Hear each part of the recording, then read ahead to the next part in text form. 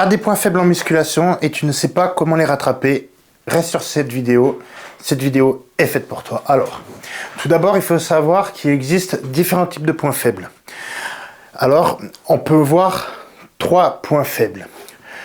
Le point faible sur un muscle qu'on ne travaille pas, pour moi, ce n'est pas un point faible, mais on peut le prendre en compte parce que le développement musculaire ne sera pas fait comme les autres.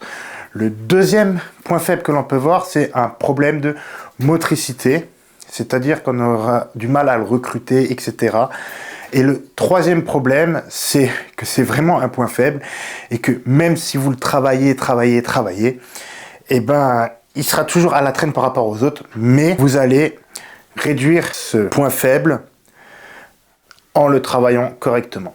Alors, pour le premier point faible qui est le fait que vous ne le travaillez pas, alors qu'est-ce que je vous conseille? C'est de vous mettre à travailler précisément ce point faible en priorité. Par exemple, imaginons vous avez un point faible mollet.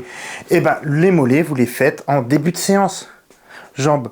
Et puis, si vous voulez, vous pouvez même le faire en début de séance. Par exemple, si vous faites 2 séances jambes par semaine, vous faites 2 fois les mollets, plus une fois lors d'une séance du haut du corps. Ce sera très bien.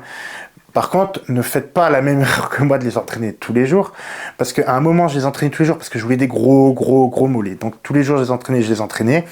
Et finalement, je me suis déchiré le mollet. C'est pour ça que maintenant, j'ai une grosse boule sur le mollet. Ça fait une hernie, quoi. Donc, il faut entraîner vos points faibles, même si vous n'avez pas envie. Parce que sinon, vous ne pouvez pas dire « Ah, mes mollets, c'est un point faible » si vous ne les avez pas travaillés. C'est logique qu'il sera en point faible. Alors, pour le deuxième cas, qui est que vous manquez de motricité, qu'est-ce que je vous conseille? C'est des séries de 50 à 100 reps. Mais moi, je préfère les séries de 100 reps. Qu'est-ce que tu fais? Vous prenez un poids léger, vous faites des répétitions, ça brûle, vous continuez. Au-delà de la brûlure, vous essayez. Et vous allez voir qu'à la fin, vous allez vraiment bien ressentir votre muscle. Donc, par exemple, plus précisément, bien souvent, c'est l'arrière d'épaule qui est en retard. C'est la plupart des pratiquants naturels, même dopés. Mais bon, même si chez les dopés, ça se développe un peu plus vite. Logique. Mais bon. Donc, qu'est-ce que moi je vous conseille pour ça? C'est vous prenez des haltères légers. Moi, je sais que pour bien ressentir l'arrière d'épaule quand j'étais nati, et pour arriver à commencer à les développer, qu'est-ce que j'ai fait? J'ai pris des haltères de 4 kg. Je me suis mis sur un banc incliné et je faisais de l'oiseau. C'est-à-dire que je faisais des séries de 100. Bon, j'étais dans l'exagération parce que je faisais quand même, après ma séance épaule, 6 séries de 100.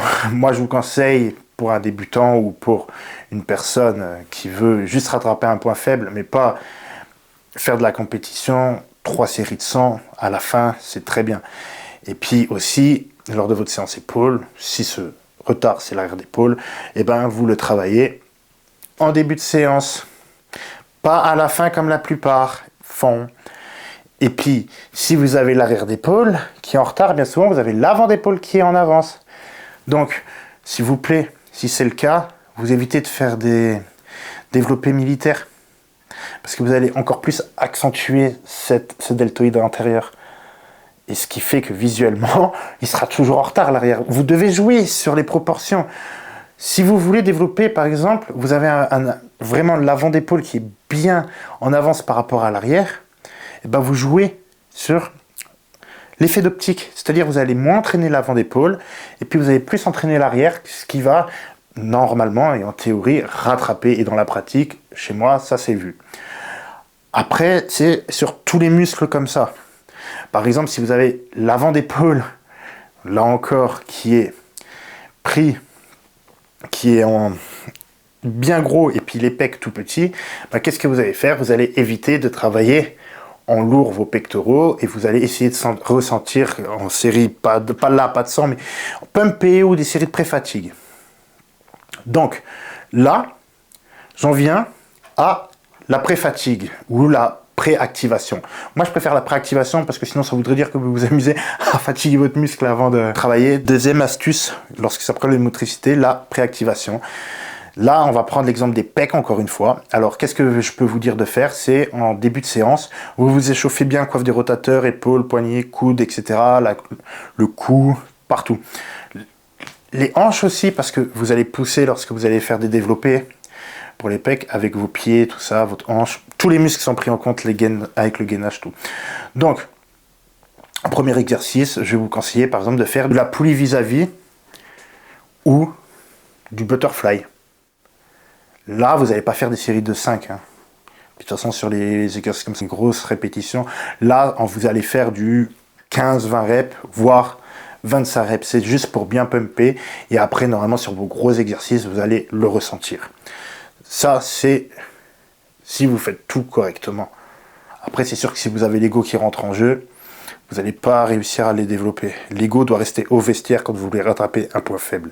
Seulement après, vous allez pouvoir mettre plus lourd tout en arrivant à bien contracter vos muscles et en les recrutant correctement. Et pour le troisième point faible, que c'est vraiment un point faible, eh ben, qu'est-ce que je peux vous dire? C'est que vous n'allez pas pouvoir le développer vraiment exceptionnellement. Par exemple, si vous avez les clavicules courtes, c'est sûr que là, vous n'allez pas avoir les clavicules longues, même en vous entraînant. C'est sûr et certain. Donc, moi, ce que je vous conseille, c'est de quand même entraîner le muscle. Vous le priorisez. Comme ça, il sera beaucoup moins à la traîne que les autres. J'espère que cette vidéo vous aura plu. Si vous avez des questions, n'hésitez pas à les poser en commentaire ou à me contacter personnellement. Et n'oubliez pas que je propose un service de suivi en ligne et de coaching en ligne, programme personnalisé, entraînement personnalisé ou alors seulement diète personnalisée, que ce soit pour la remise en forme, pour le bodybuilding ou pour tout autre sport.